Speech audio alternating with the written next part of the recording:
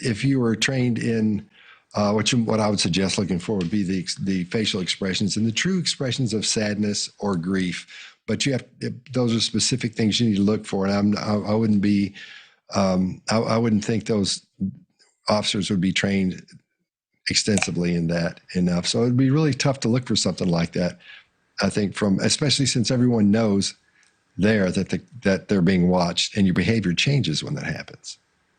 So that's why I just can't believe that killers return to these very public settings, especially in a case like Scott Peterson, where it was top of, the news for days and weeks. So, Robin, take a shot at this. And if there is an opportunity for someone in that crowd to get eyes on the faces of these kids, are there tells? Are there things that you learn in behavioral analysis that stand out? Maybe not to me, but definitely to you.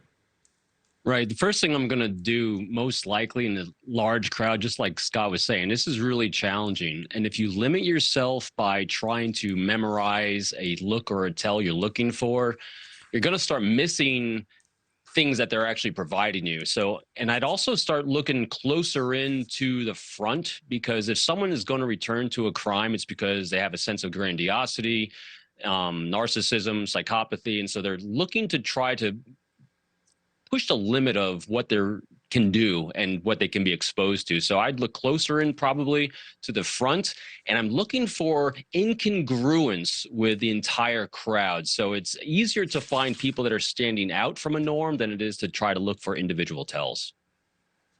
I wonder, Scott, if a killer were in that crowd, typically would they be able to bring on the same kind of remorse and tears and sadness and mourning as the other true mourners who are in the crowd?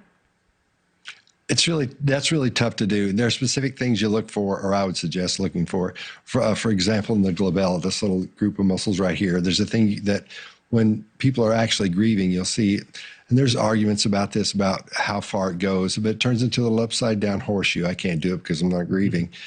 And you also have the chin boss right here. You see a specific movement up in the chin boss. It curves up this way, and you've seen little children doing it when they're crying or when they're getting ready to cry.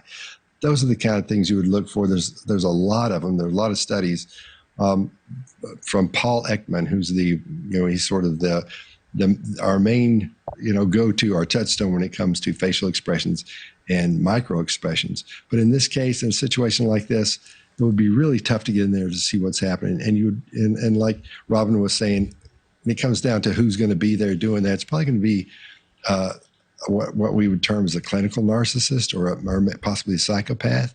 And that type of person would be there because they're under the impression they're smarter than everyone else there, and they're thinking, look what I've done, and these idiots don't know I've done this, and I'm right here in the middle of them. So you're describing Jodi Arias. I mean, you are describing Jodi Arias to a T. And I watched her in that courtroom thinking she was smarter than everybody else on that stand for, I think, 17 days. And so, no, I completely understand what you're saying. And those tells that you're talking about, those lines and facial expressions, I'd never heard that before. It's fascinating. So let me ask you this.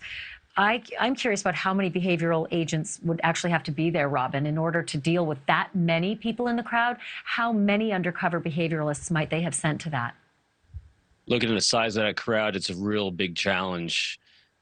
The challenge is not just the number of behavior experts you're sending to assess, it's the level of expertise they have, the number of people they can actually accurately observe and pick up on these incongruencies, and also the number of people they can insert and not change the behavior of the crowd themselves, because that'll give them potentially false positives. So that's a tough one. I typically wouldn't want any one person more than 10 or 20 people to observe. But again, it depends on the length of time they have. There's a lot of variables in there. So I defer to the experts that are there and the training that they have to kind of discern what is appropriate. Absolutely.